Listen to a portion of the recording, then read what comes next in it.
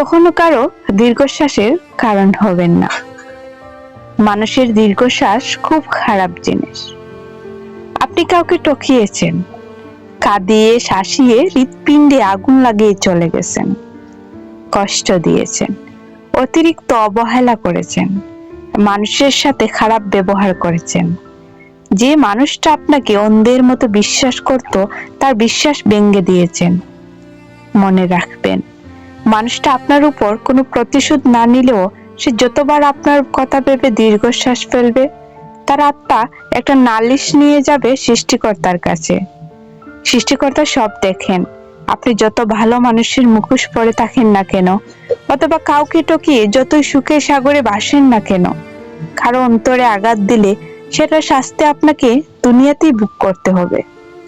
যে মানুষটাকে আপনি ঠকিয়েছেন, সে যদি এক সময় এসে আপনাকে